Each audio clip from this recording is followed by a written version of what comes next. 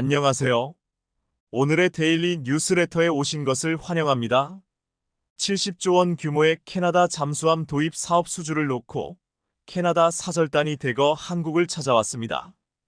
캐나다는 동쪽으로는 러시아, 서쪽으로는 중국의 위협을 받으면서 앞으로 3,000톤급 신형 잠수함 12척을 구입할 것인데 한국에게서 도입할 가능성이 가장 유력한 상황입니다.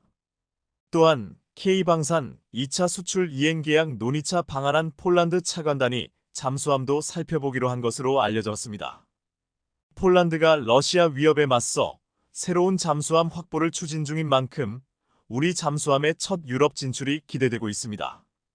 또한 지난 17일에는 HD현대중공업이 페루와 함정 4척을 6척억 원대 규모로 계약했는데 이것은 중남미 방산 수출 역대 최대액으로 앞으로 중남미 함정 수출의 물꼬가 트였다고 했습니다.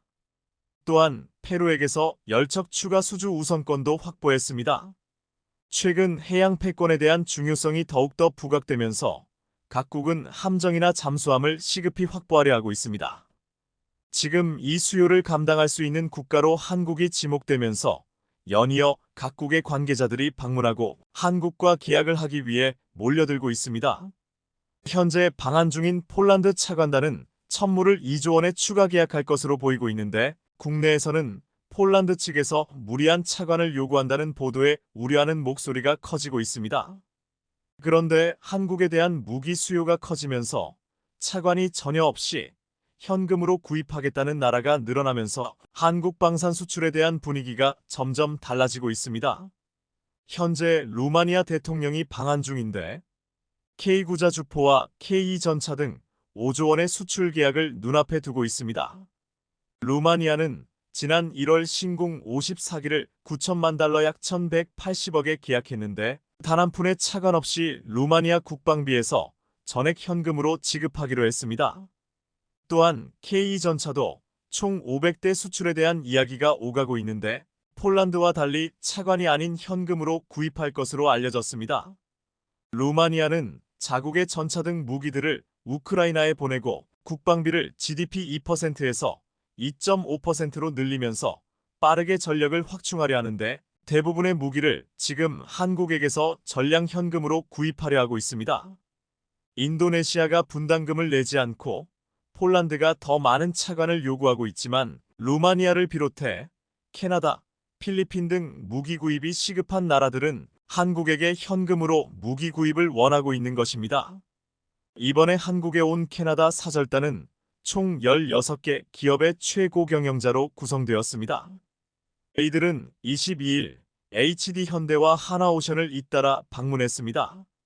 이번 방문을 이끌고 온 메리응 캐나다 국제통상부 장관은 한국은 인도 태평양 국가 중 캐나다와 FTA를 맺은 유일한 국가라며 방산뿐만 아니라 AI 산업 등 한국과의 긴밀한 경제 협력을 위해서 찾아왔다고 말했습니다. 앞서 트리도 캐나다 총리는 지난 8일 새로운 국방정책 발표를 통해 향후 방산 분야 추진 계획을 밝혔습니다. 이 계획에는 한국 정부와 HD현대중공업, 하나오션 등이 관심을 가지고 있는 신규 잠수함 획득 사업에 대한 내용도 포함되어 있었습니다. 캐나다는 현재 퇴역을 앞둔 재래식 잠수함 4척만 갖고 있는 가운데 러시아와 중국의 위협이 점점 커지면서 하루빨리 잠수함 전력을 갖추려 하고 있습니다. 캐나다 왕립해군은 현재 보유하고 있는 디젤 전기 추진 방식의 재래식 잠수함 교체를 위해 3,000톤급 신형 잠수함 12척을 발주하겠다고 했습니다. 캐나다는 이에 현금을 준비하고 있습니다. 캐나다는 지난 2017년 향후 10년 동안 국방비를 2배로 증액시키고 20년 후 60조 원 정도로 늘리겠다고 했습니다. 캐나다군은 증대된 예산으로 전투기 88종을 3기종으로 교체하고 15척의 신규 함정을 증설할 것이라고 했습니다. 전문가들은 여기서도 가장 중요한 전력 증강이 신형 잠수함 12척이라고 말했습니다. 캐나다는 앞으로 증대된 국방 예산으로 잠수함 구입을 할 가능성이 높아 한국의 HD현대나 하나오션이 이를 수주한다면 엄청난 경제 효과를 가지고 올 것이라고 했습니다. 그런데 공교롭게도 캐나다 사절단이 잠수함 구입을 논의하기 위해 한국을 방문하자 중국에서는 대규모 해군 훈련 장면 영상을 공개했습니다. 중국 관영 매체 환구시보는 23일 중국의 두 번째 항공모함인 산둥함 편대의 완성된 모습이 해군 홍보 영상을 통해 처음으로 공개됐다고 보도했습니다. 중국 인민해방군 해군은 창설 75주년 기념일 23일을 하루 앞두고 잠수함을 주제로 7분 40분 분량으로 제작된 홍보 영상 심해로 숨어들어 가다를 공개했습니다. 영상을 통해 산둥함을 중심으로 수상함, 잠수함, 함재기 항공편대 등으로 구성된 항모편대의 완성된 형태가 최초로 공개된 것입니다. 산둥함 편대의 수중 전력에는 잠수함 3척과 최소 1척의 전략 핵잠수함이 포함됐는데 구체적으로 이번 영상을 통해 산둥함의 완성된 형태 외에도 잠수함 발사탄 도미사일 SLBM 발사 장면도 처음으로 공개됐습니다. 환구시보는 사진과 영상을 보면 미사일이 수직으로 발사되는 모습이 나온다며 미사일 형태를 보면 G랑 JL급 SLBM임을 알 수 있다고 보도했습니다. 이렇게 SLBM을 발사하는 중국의 잠수함 영상에 지금 캐나다 잠수함 수주전을 놓고 경쟁하는 한국과 일본은 희비가 엇갈렸을 것이라고 했습니다. 한국은 SLBM을 장착한 잠수함을 수출할 수 있지만 일본에는 이 기술이 없기 때문입니다.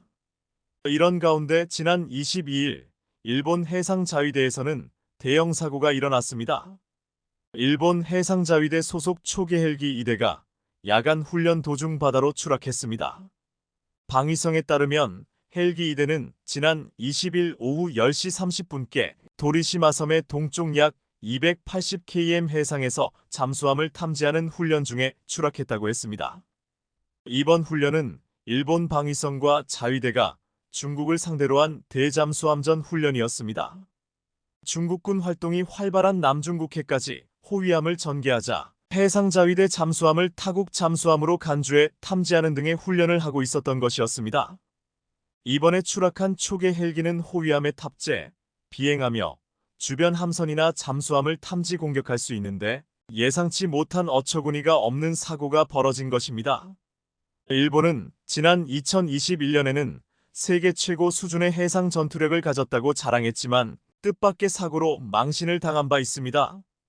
해상자위대 잠수함 소류함 2900T, 홍콩 선적의 대형 상선과 충돌한 것입니다. 그런데 문제는 이 사고의 신고가 핸드폰으로 이뤄졌다는 것입니다. 이 잠수함의 안테나, 기둥과 통신 장비가 손상되었다면서 사고 발생 3시간이 지난 후에야 휴대전화로 신고되었습니다. 이 사고로 잠수함 성능은 최신형이지만 운용에는 문제가 있는 것 아니냐는 지적이 나왔는데 일본 방위성은 당시 잠수함이 잠망경을 통해 상선을 봤지만 제때 피하지 못했다라고 밝혔습니다. 이 사실이 알려지면서 일본의 해상자위대는 곤혹스러움을 감추지 못했습니다. 이번에 캐나다가 잠수함을 도입할 때 분명 그 나라에서도 운용되는 자국 잠수함의 상황도 주시할 것이라고 했는데 일본은 여기에서는 완전히 낙제점이라고 했습니다. 한국의 해군 잠수함 사령부는 지난 2020년 30주년을 맞았는데 30년 동안 잠수함을 운용하면서 단 한 차례의 사고도 없었습니다. 이것은 잠수함을 운용하는 주요 국가 중 유일한 기록으로 한국은 30년 280만 마일 안전항해 무사고를 달성했습니다. 이 기록은 한국의 잠수함이 더욱더 큰 신뢰감을 주는 이유라고 했습니다. 하나시스템은 23일 도산 안창호급 잠수함 모의 훈련을 위한 전술훈련장 구축 사업을 마쳤다고 밝혔습니다. 이 전술훈련장은 잠수함 항해 전술 훈련이 지상에서도 가능하도록 구현한 것인데 훈련장은 잠수함 내부와 한반도 주변 해양 수중음파 환경을 재현해 승조원이 해상에 나가지 않고도 수중 항해와 무장 운용 등 임무 수행 능력을 키울 수 있게 만들어졌습니다. 훈련실에는 함정 전투 체계를 운용하는 다기능 콘솔, 항해 콘솔 등이 실제 도산만 창호함의 전투지휘실과 똑같이 만들어져 승조원들의 항해 전술 훈련 몰입도를 높였다고도 했습니다. 하나시스템은 이번에 구축된 전술 훈련장에 인공지능 AI 등 첨단 기술이 적용돼 보다 입체적 훈련 환경을 지원한다고 밝혔습니다. 이번에 캐나다 사절단은 방산 외에도 AI 산업 등 경제 협력을 하자고 찾아왔고, 루마니아 대통령도 방산뿐만 아니라 원전 협력, 항만 개발 협력 방안까지 논의했습니다. 지난 22일에는 사우디 국방부 고위 당국자 30여 명이 한국을 찾아와 한국형 미사일 방어 체계 관련 시설을 둘러보고 갔습니다. 지금 전 세계 국방과 경제 사절단이 한국을 연이어 찾아오고 있습니다. 한국에게 사고자 하는, 사야만 하는 것들이 많기 때문입니다. 한국은 이들 국가에게 무기만 수출하는 것이 아니라 미래 첨단 산업과 각종 경제 개발 사업까지 함께 수출하고 있습니다. 우리는 한국의 조선소를 방문하여 규모와 처리량에 매우 깊은 인상을 받았습니다. 서비스와 품질을 배울 수 있는 것이 많았습니다. 인력을 유치하고 유지하기 위해 조선소 주변의 생태계를 구축하는 방법이 흥미롭습니다. 확실히 우리가 거기서 얻은 교훈이 있습니다. 최근 카를로스 델 토로 미 해군 장관이 한국을 찾아온 후에 놀라운 보고서가 나왔습니다.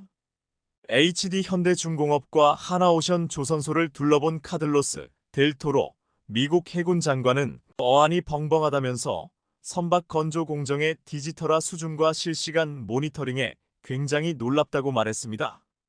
델 토로 장관과 함께 한국과 일본을 모두 살펴본 톰 앤더슨 소장은 미해군 연맹 세미나에서 한국에 대해서만 놀랍다고 말했는데, 이에 대해 신뢰성 높은 보고서에서 예상 밖의 내용이 나왔습니다. 미국 헤리티지 재단 보고서는 일본을 배제한 채 미국은 군함을 생산하기 위해 한국 조선소와 라이센스 계약을 체결해야 한다라고 말한 것입니다. 그래야만 인도태평양 영내에서 중국의 군사적 역량에 밀리고 있는 미국의 현실을 개선할 수 있다며 한국과의 방산 협력 기반을 확대해야 한다고 촉구했습니다. 1973년에 설립된 미국 헤리티지 재단은 미국 공화당의 대표적인 싱크탱크로 다양한 보고서를 발간할 뿐만 아니라 미국 행정부에 강력한 영향력을 행사하고 있습니다. 헤리티지 재단은 보고서에서 미군 전반에 걸쳐 무기가 부족하다는 사실을 언급하면서 미국은 의회에서 요구하고 있는 태평양 내 필요한 군함 규모를 충족할 수 없는 상황이라고 지적했습니다. 그러면서 한국은 막대한 선박 건조 능력을 보유한 만큼 의회가 제시한 목표치와 실제 건조 가능한 군함 간 격차를 줄일 수 있다고 평가했습니다.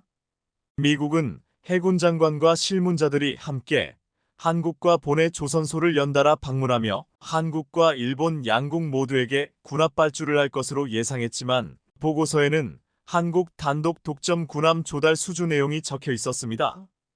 이 보고서를 통해서 미국에 대한 함선 공급을 한국이 할 가능성이 높아졌고, 미국 함선 독점 공급에 따라 글로벌 방산 시장에서 한국의 국제적 지위가 올라갈 것으로 예측되고 있습니다. 또한 추후 전개될 캐나다 잠수함 도입 사업 등에서 유리한 고지를 선점했다고 했습니다. 이러한 놀라운 평가는 최근 국내에서 공개된 한 영상을 통해서 더욱더 강화되고 있습니다. 이순신 장군의 탄신일인 지난 4월 28일 놀라운 영상이 공개되었습니다. 해군의 차세대 이지스 구축함인 정조대왕함이 1분에 4,500발의 목표를 정확히 때리는 실사격 장면이었습니다. 정조대왕함은 국내에서 독자 설계 건조했으며 우리 해군의 첫 8,200T급 이지스 구축함입니다. 이전까지 가장 컸던 대한민국 최초의 이지스함 세종대왕함은 7,600톤급으로 정조대왕함은 이보다 600톤이 더 크고, 무엇보다 세종대왕함은 탄도미사일 탐지 추적 능력은 있었지만 요격 미사일은 장착하지 못했는데, 정조대왕함은 최대 400km 떨어져 있는 탄도탄 등 대공 표적을 타격할 수 있습니다.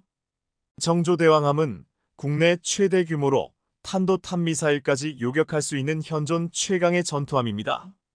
공중, 해상, 수중 모든 작전이 가능하고 특히 방어 능력이 뛰어나 차세대 이지스 구축함 정조대왕함은 이날 정조대왕함 실사격에서는 펠렁스 CIWS라는 이름의 기관포 형태의 근접방어 무기 체계가 제대로 작동하는지 사격이 이루어졌습니다.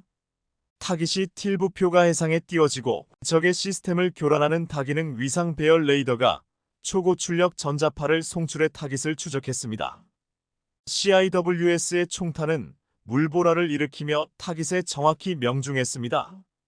적의 미사일이 각종 방어 체계를 뚫고 정조대왕함에 접근하면 첨단 레이더 시스템을 탑재한 기관포가 자동으로 미사일을 추격하며 요격하는데 이때 20탄환을 분당 4,500발의 속도로 쏟아냅니다.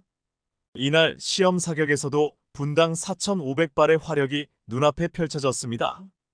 국내 네티즌들은 이 장면을 보고 가슴이 벅차네요. 웅장한 정조대왕함이 있어 해군은 더 든든해지겠네요. 8,200톤급 우리나라의 자존심이군요. 중형 항모까지 달려라며 감격해했습니다. 그동안 세종대왕급 이지스함이 있었지만 미국, 일본 이지스함보다 뒤처진다면서 성능 개량된 차세대 이지스 구축함 도입이 필요하다는 소리가 커졌습니다. 그래서 시작된 사업이 광개토 3배치1로 세종대왕급 이지스 구축함 배치 1보다 성능이 좋아진 한국형 구축함 3단계 두 번째 건조 사업을 추진했습니다.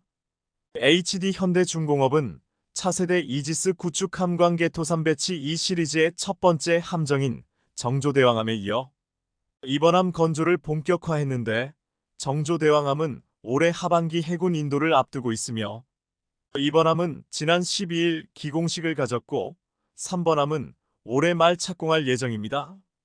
이렇게 3대의 정조대왕 함급 차세대 이지스 구축함이 빠르게 건조되어 실전 배치를 눈앞에 두고 있습니다.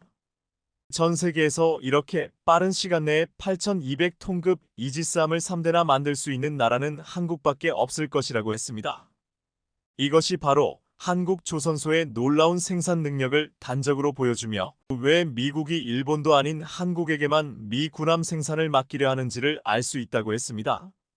최근 일본에서는 무려 145년이나 된 스미토모 중공업의 조선소가 문을 닫는다고 보도되었습니다. 일본 조선업체들은 향후 몇 년간 인도될 선박 주문량을 장악하고 있는 중국과 한국 조선소들과 치열한 경쟁을 벌이고 있습니다. 철강을 비롯한 기자재 가격 상승, 선박 가격의 급격한 변동, 수급 격차 확대에 따른 해외 업체와의 치열한 경쟁에 밀려 스미토모는 성명을 통해 2024회 기연도부터 일반 상선에 대한 신규 주문을 받지 않기로 결정했다고 밝혔습니다. 지금 일본 조선업은 버티고 있지만 이렇게 전통 있는 조선소가 문을 닫는 것이 일본 조선업의 현실입니다. 지난해 8월 미 해군 델토로 장관은 치열한 전략적 경쟁 시대에 새로운 해양국가 통치가 승리할 것이라고 말하면서 동아시아 방문 중 발표된 해군 성명서를 통해 중국이 전 세계 조선업 지배력을 공격적으로 추구하고 있기 때문에 한국 조선업은 미국의 자산이라고 밝혔습니다.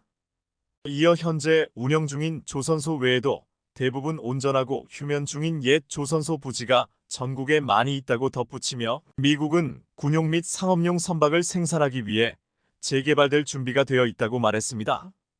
이것은 한국의 조선사가 미국에 와서 군함을 만들어 달라는 말처럼 들렸습니다. 미국이 이렇게 급히 한국에게 군함 생산을 맡기려고 하는 이유는 중국이 실제로 대만을 침공을 준비하고 있다는 수많은 경고 신호가 포착되고 있기 때문입니다. 미국의 외교 및 군사 전문가들은 중국의 대만 침공 조짐이 점차 확실해지고 있다고 판단하고 있는데 특히 중국이 대만 주변에서 벌어지고 있는 군사력 증강이 2022년 러시아가 우크라이나를 침공하기 전 상황과 비슷하다고 지적하고 있습니다. 전미 인도 태평양 사령부 정보국장이었던 마이크 스투드먼은 군사 전문지인 위온 더 락스워 안더 라크스의 기고한 글에 시진핑 총서기가 대결을 준비하고 있음을 분명히 보여주고 있다. 현 상황을 볼 때 대만이 아마도 2020년대 후반 또는 2030년대 전반에 생존 위기에 직면할 것임을 시사한다라고 지적했습니다. 그런데 지난해 말 미국이 방위 산업을 포함한 제조업 기반 붕괴로 인해 중국과 전쟁이 벌어질 경우 장기적으로 미국이 중국에 밀릴 수 있다는 분석이 나왔습니다. 미국 일간지 월스트리트 저널 WSJ에 따르면 미국 싱크탱크 전략국제문제연구소 CSIS는 미국과 중국이 대만을 사이에 두고 전쟁을 벌이는 상황을 시뮬레이션한 결과 미국이 대만의 자유를 지켜내겠지만 엄청난 비용이 들 것으로 예상했습니다. 미국은 항공모함 2척과 구축함 순양함 등 최대 20척을 잃고 중국은 주요 군함 50척 이상을 잃을 것으로 분석됐습니다. 당장은 무승부일지 모르나 오래 지나지 않아 중국의 승리로 끝나게 될 것이라고 전문가들은 예측했는데 그 이유는 중국이 미국보다 빠르게 새 군함을 지어낼 것이기 때문이라고 했습니다. 미 의회 예신국 CBO 에릭 랩스 해군 분석가에 따르면 중국은 지난 2년간 미국이 6년 걸려 만들어낸 양에 해당하는 17척의 구축함과 순양함을 만들어냈다고 했습니다. 랩스는 산업 경쟁력과 배 구축에 있어서 현재 중국은 2차 대전 초기에 미국과 같은 위치에 올라와 있다며 그에 반해 현재 미국에는 많은 숫자의 군함을 빠르게 만들어낼 산업적 역량이 없다라고 말했습니다. 중국이 빠르게 군함을 만들수록 대만은 물론 미국은 지금 조급한 상황에 내몰리고 있습니다. 지금 빠르게 미국의 군함을 만들어 줄 수 있는 나라는 놀랍게도 한국밖에 없습니다.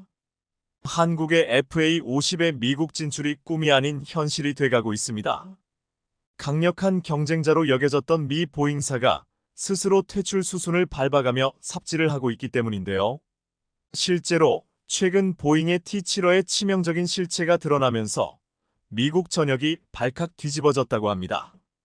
이런 상황에 뜬금없이 인도가 FA-50이 잘 나가는 것에 대해 못된 신보를 보이고 있다는데 최근 인도 공군의 첫 국산 전투기인 LCA 테자스가 훈련 비행 도중 추락한 사실이 전해졌습니다.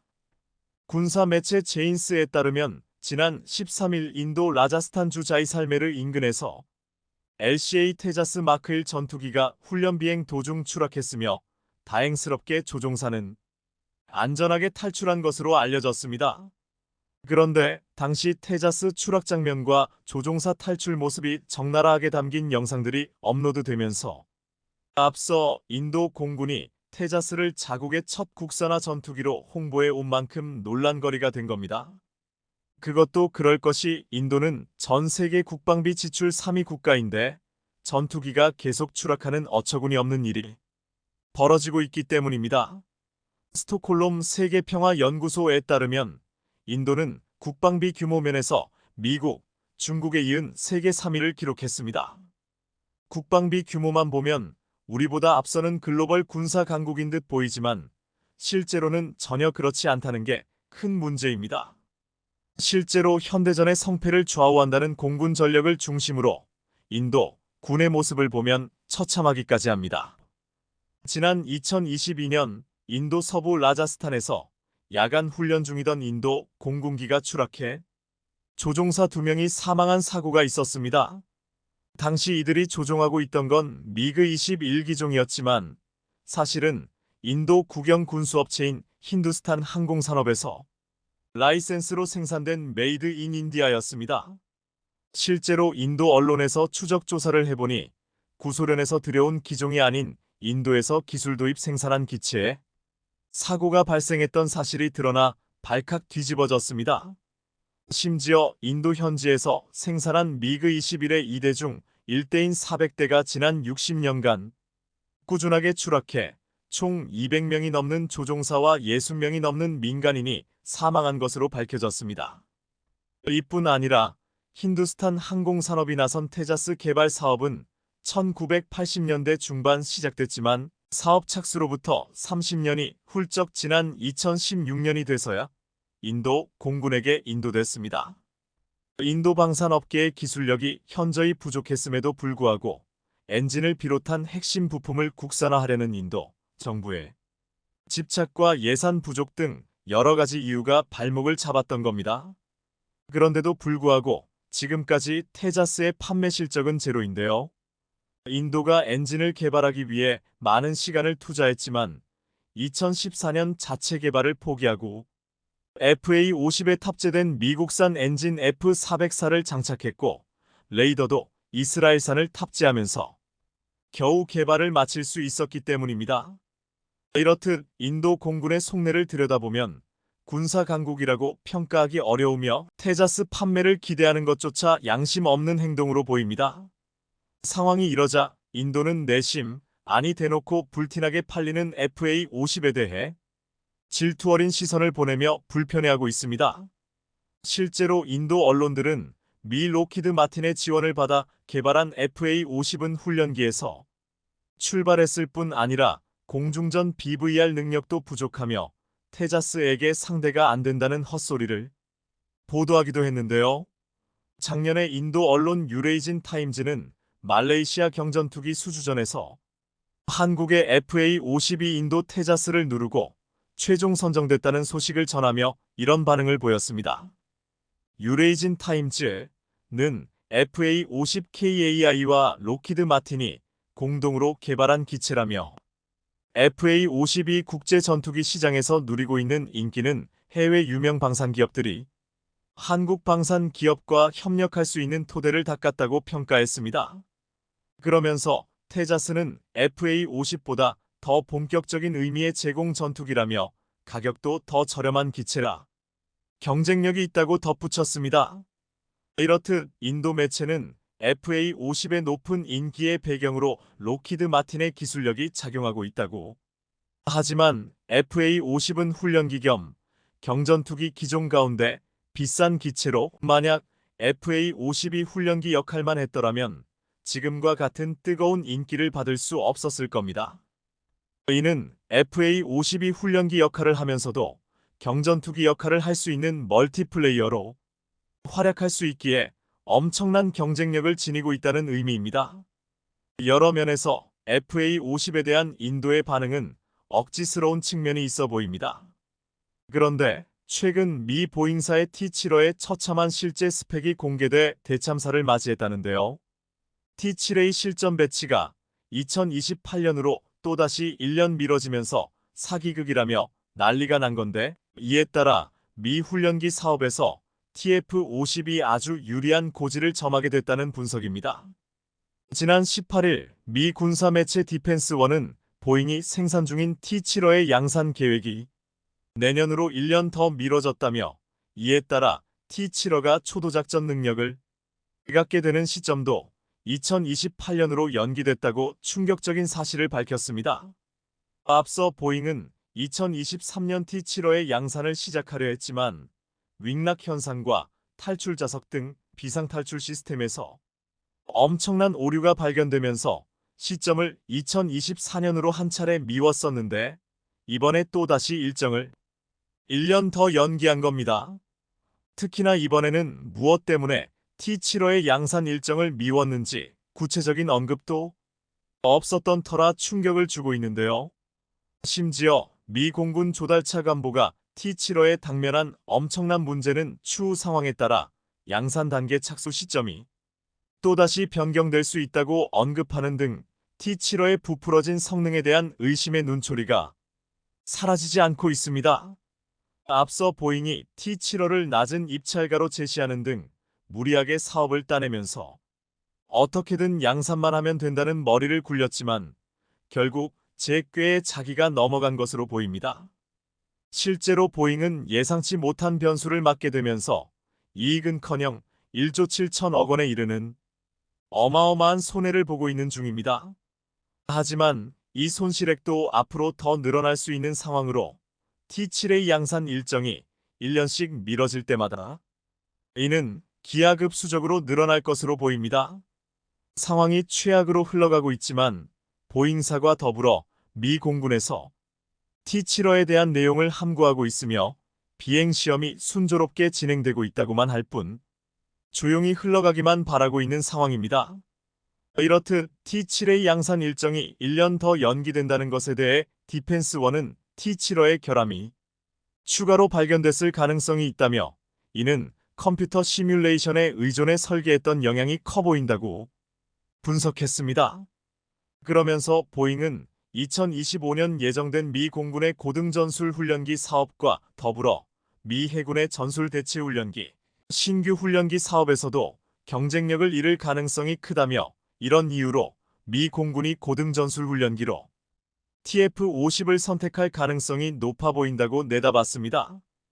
다시 말해서 삽질하는 보잉 덕분에 미 해군이 추진하는 고등전술임 무기와 미 공군의 전술훈련기 도입 사업에서 대한민국이 아주 유리한 위치를 점했다는 겁니다. 여기에 더해 최근 T7A 성능 사기극이 드디어 들통이 나면서 쐐기를 박았는데요.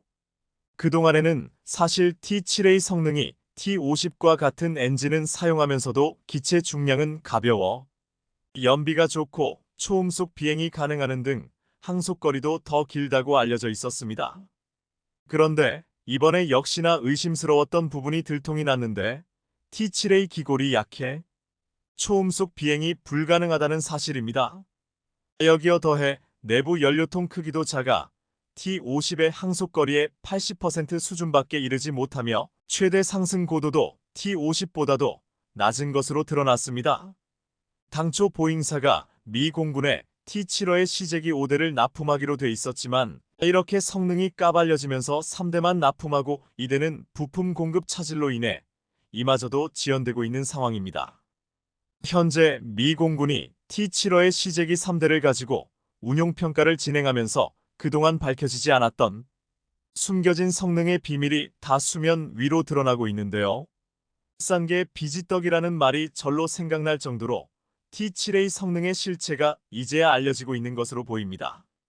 이런 가운데 전투기는 아니지만 최근 보잉사의 엄청난 사건 사고가 계속 끊이지 않고 있는 상황인데요.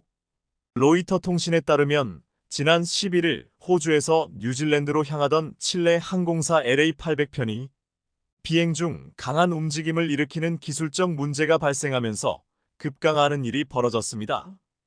해당 사고로 승객 50명이 부상당했는데 문제의 여객기는 보잉 787기였습니다. 여기에 더해 최근 보잉의 생산 공정 문제를 알린 내부 고발자가 사망하는 일까지 벌어졌는데요.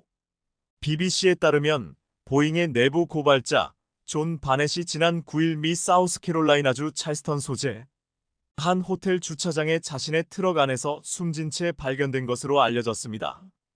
바넷은 2017년 은퇴 때까지 32년간 보잉에서 재직했는데 2010년부터는 노스 찰스턴 공장에서 장거리 노선에 주로 사용되는 여객기 787 드림라이너 시리즈의 품질 관리자로 근무했었습니다. 그런데 당시 버넷은 일을 하면서 제조를 서두르다 안전성이 훼손되고 있는 것은 아닌지 우려를 제기했다고 합니다. 그는 이때의 상황에 대해 제조 지연을 피하기 위해 작업자가 기준에 맞지 않는 부품을 쓰레기통에서 가져와 기체에 부착을 하는 일이 있었다고 밝혔습니다. 또 787 드림라이너에 장착 예정인 비상용 산소 마스크 테스트 결과 고장률이 25%였다고도 폭로하기도 했습니다. 바넷은 이러한 우려를 상사에게 알렸지만 아무런 조치도 취해지지 않았다고 하는데요. 당시 보잉은 바넷의 주장을 극구 부인했으나 미 연방항공국 조사에서 바넷의 염려 일부가 정당하다고 판명됐습니다. 때문에 보잉에서 퇴직한 뒤 바넷은 보잉을 상대로 장기간에 걸친 법적 소송을 진행했는데 이번에 안타까운 일이 벌어진 겁니다. 심지어 바넷이 사망 당일 해당 소송과 관련해 추가 신문이 예정돼 있었던 사실이 알려지며 배후가 있었을지 의심이 가고 있는데요. 어찌됐든 KAI의 TF-50은 미 공군의 훈련기 사업에서 더 유리한 고지를 점령하게 된 것은 틀림없어 보입니다. 최근 KF-21 경쟁자의 숨겨진 반전으로 글로벌 방산 업계가 발칵 뒤집어지면서 전투기 시장에서 KF-21의 독주가 확실시 되고 있습니다. 더구나 KF-21의 뛰어난 성능 대비 상대적으로 저렴한 가격으로 인해 미국의 F-16까지 밀어내며 머지않아 세계 표준으로 자리 잡을 거란 이야기가 나오고 있는데요. 이런 상황에 마음이 다급해진 중동의 큰손 빈살만의 특사들이 잇따라 방한하며 47년간 영공을 지킨 도깨비 F-4E 팬텀 전투기가 마지막 이별 비행을 마치고 역사 속으로 사라질 전망입니다. 최근 우리 공군의 모든 전투기들의 큰형님 격인 F-4E 팬텀 전투기가 퇴역을 앞두고 최근 명예로운 은퇴 훈련식을 마치면서 화려한 피날레를 마친 건데요.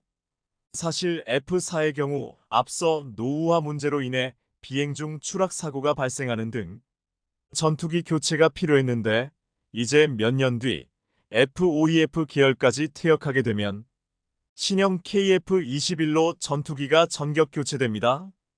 그래서 전 세계 많은 국가들이 더욱더 한국형 전투기 KF-21을 탐내고 있는 상황인데요. 실제로 중동의 큰 손인 UAE, 사우디에 이어 우리나라 최대 방산 수출국 폴란드, 심지어 태국까지 KF-21을 간절히 원하고 있다고 합니다. 단군 이래 최대 규모의 무기 사업으로 불리는 KF-21 도입을 이들 국가가 오매불망 기다리고 있는 건 분명한 이유가 있어 보입니다. 사실 KF-21이 올해 초도 양산을 앞두고 있다고 해도 이제 만드는 단계인데다 물론 최근 진행된 비행 테스트에서도 결과가 좋았지만 아직은 시제기라는 점을 간과할 수 없습니다. 다시 말해서 여전히 양산을 위한 절차가 남아있으며 이 과정이 순조롭게 흘러갈지 어떤 변수가 발생할지는 아무도 모르는 상황인 겁니다. 앞서 실제로 보잉의 레드호크 T7도 시제기 단계에서 2016년 미 공군의 차기 훈련기 도입 사업을 따냈는데 당시만 해도 성능 테스트에서 문제가 없었지만 결국 양산 과정에서 미 공군에게 뒤통수를 치며 여전히 감감무소식입니다. 물론 KF-21이 보잉의 T7처럼 KF-21이 뒤통수를 치지는 않겠지만 반대로 도입국 입장에서 보면 보잉의 사례가 있었기에 신형 전투기 도입에 경계심을 가지고 소극적일 수밖에 없는 분명한 이유가 있습니다. 하지만 그럼에도 불구하고 태국을 비롯해 UAE, 사우디, 폴란드에서 KF-21을 벌써부터 점 찍어두고 있는 건 단순히 신형 전투기가 나왔다는 단순한 의미가 아닌 것으로 보입니다. KF-21이 향후 자유시장 진영의 전투기 시장에서 대세가 될 것이라는 사실을 진작부터 인지하고 있기 때문으로 해석됩니다. 실제로 전 세계 방산업계에서는 현재 활약하고 있는 미국의 F-16자리를 앞으로는 KF-21이 대체할 거란 전망이 나오고 있는데요. 우선 태국의 경우 KF-21 프로그램 참여를 희망하고 있는 건 그동안 추진해온 미 최첨단 스텔스 전투기 F-35 구매가 불발된 영향이 상당 부분 작용한 것으로 보입니다. 태국 공군은 30년 이상 운용한 F-5를 대체할 전투기가 필요해 스텔스 기능이 있는 F-35를 구매하려고 했지만 미국이 판매 불가 입장을 표명하면서 사우디를 따라 KF-21 보라매 프로젝트에 참여할 거란 소식이 전해진 겁니다. 일각에서는 KF-21이 F-35 대체품이 되는 거냐는 말이 나오고 있지만 엄연히 F-35와 KF-21의 군사적 역할이 다르기에 맞는 말이 아닙니다. 정확히 따지자면 미국의 F-16과 KF-21을 비교하는 게 맞으며 실제로 태국은 미국이 권한 F-16B를 거절하고 KF-21 쪽으로 눈을 돌린 겁니다. 그런데 사실 태국이 KF-21을 도입하려는 건 사우디, UAE, 폴란드 등 다른 나라에서 도입을 원하고 있는 이유가 같습니다. 노후화된 F-16을 보유하고 있는 태국이 미국의 권유에도 불구하고 F-16V 대신 KF-21을 택한 건 우선 가성비가 너무도 뛰어나다는 게 큽니다. 특히나 태국의 경우 T-50과 FA-50을 도입해 운용 중이라 대한민국 무기체계에 대한 신뢰가 높은 곳입니다. 실제로 태국은 2021년에 KAIT-50 기반의 전술임문 훈련기 2대를 추가 도입하면서 총 14기를 도입했고 현재 태국 공군의 전투 조종사 양성 체계의 핵심 기종으로 임무를 수행하고 있습니다. 이렇듯 한국과 태국은 전투기뿐만 아니라 태국의 잠수함 도입 사업도 논의하고 있는 중으로 다양한 방면에서 군사 협력이 확대되고 있는 상황인데요. 그리고 사우디 역시 우리와 KF-21 보라매 프로젝트 참여를 검토 중으로 현재 우리 정부는 사우디와 KF-21 6세대 전투기 공동 개발을 추진하고 있는 상황입니다. 사실 사우디에서 KF-21 보라매 사업 참여 의지는 작년부터 표명했었기에 이미 기정사실화됐습니다. 이렇듯 대한민국의 첫 국산 전투기인 KF-21의 인기가 식을 줄 모르는 건 앞서 말씀드렸던 것처럼 가격 대비 성능이 매우 뛰어나기 때문입니다. 실제로 KF-21은 각종 공대공 미사일 등 국산 무장들을 개발해 장착할 수 있는 데다 4세대 전투기지만 일부 5세대 스텔스기 성능을 갖고 있어 4.5세대 전투기로 평가받고 있습니다. 특히 외형은 레이더 반사를 작게 하는 스텔스 형상으로 만들어져 세계 최강 스텔스기인 미 F-22 랩터와 비슷해 베이비 랩터로 불리기도 합니다. KF-21은 길이 16.9m, 높이 4.7m로 미 F-16은 물론 F-35 스텔스기보다 큽니다. 여기에 더해 KF-21에는 국내에서 개발한 각종 독침 무기들이 장착될 예정으로 대표적으로 초음속 공대함 미사일, 장거리 공대지 미사일, 극초음속 미사일, 상승단계 미사일, 요격 미사일 등입니다. 심지어 국산 초음속 공대함 미사일은 유사시 전투기에서 발사되면 중국과 러시아 등 주변 강국의 항공모함과 수상 함정을 격침할 수 있는 무기로 마하 2.5 이상의 초고속으로 비행하고 수면 위로 낮게 날아갈 수 있어 요격도 어렵습니다. 이런 엄청난 성능 때문에 KF-21이 양산되기도 전에 KF-21을 도입하겠다며 전 세계 국가에서 러브콜이 끊이지 않고 있는 건데요. 이런 가운데 KF-21의 경쟁자로 알려진 티르키예의 5세대 전투기 칸이 최근 첫 시험 비행에 성공하면서 이른 축포를 터뜨리고 있다고 합니다. 그런데 칸 전투기 프로젝트의 그 시작이 알고 보니 14년 전 티르키예 군이 한국 공군을 방문해 항공기 개발 상황을 참고했던 게 개발 작업의 시발점이었다는 사실이 드러났는데요. 사실 군사 전문가들 사이에서는 칸 전투기의 시험 비행에 대해 큰 기대를 걸지 않았었습니다.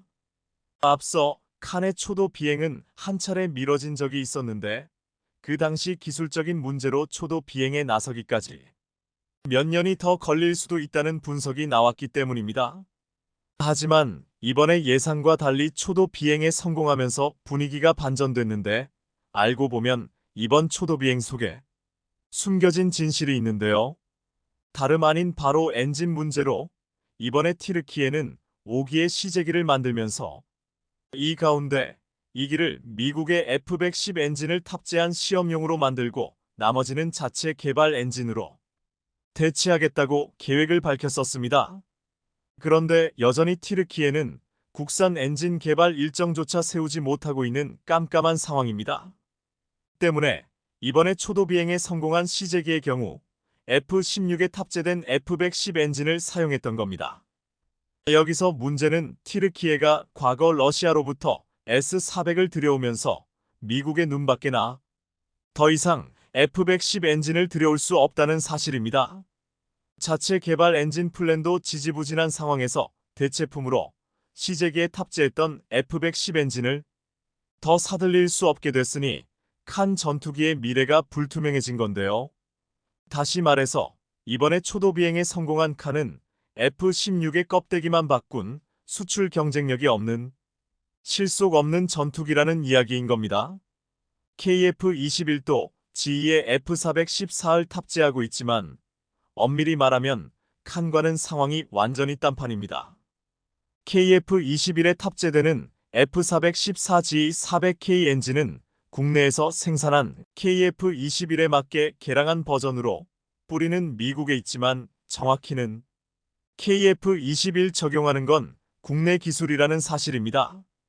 별 다른 개량 없이 F-16의 엔진 F-110을 그대로 탑재한 칸과는 전혀 다른 상황인 겁니다.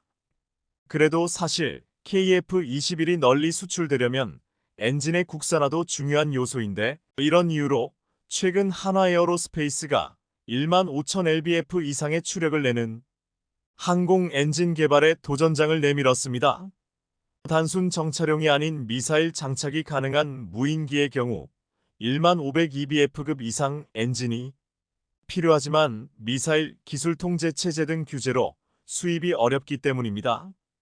게다가 미국이 스텔스 전투기 탑재용 엔진을 판매한 전례가 없는데 이런 이유로 KF-21이 공대 공공대지 공격 능력을 확보한 후 스텔스기로 전환하면 지 엔진을 대체할 국산 엔진이 필요한 상황입니다. 현재 방사청이 KF-21의 F414-400K 엔진에 버금가는 15,502bf급 터보팬 엔진 핵심 구성품 연구를 하고 있는데 2030년대 후반엔 국산 전투기 엔진이 탄생할 것으로 보입니다. 이런 가운데 최근 정부도 방산업체에 세제 지원을 최초로 시행하기로 하면서 힘을 모으기로 했습니다. 이에 따라 앞으로 국산 전투기 엔진을 개발 생산하는 방산업체들은 최대 18% 투자세액 공제를 받을 수 있게 됩니다. 이런 가운데 이달 초 중동 방산의 큰손들이 잇따라 방한해서 한국군 무기체계를 참관해 수출 가능성에 관심이 쏠리고 있는데요. 방산업계에 따르면 이라크 군 고위 관계자들은 지난 4일부터 7일까지 한국을 방문해 우리 방산업체 관계자들을 만났는데 당시 이라크 알말리키 육군 사령관은 KAI가 제작한 국산 다목적 헬기 수리온을 탄 것으로 전해졌습니다. 현재 이라크는 수리온에 큰 관심을 보이고 있는데 이달 17일 방한한 이라크 국방부 장관이 이와 관련해 구체적인 협력 방안에 대해 논의한 것으로 알려졌습니다. 여기에 더해 지난 13일에도 사우디 국방차관이 방한해 KF-21 천궁-2 도산 안창호함을 직접 참관하며 남다른 시선을 보냈는데요.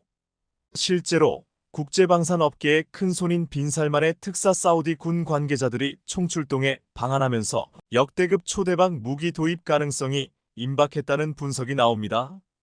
실제로 이번에 방한한 사우디 군 관계자들은 한국산 무기 도입 가능성을 염두에 두고 우리 군의 무기체계 운용 모습을 살펴보는 행보에 집중했는데요. 폴란드에 이어 사우디로부터 어마어마한 방산 대박이 터질지 어떤 깜짝 소식이 전해질지 관심 있게 지켜보겠습니다. 시청해주셔서 감사합니다.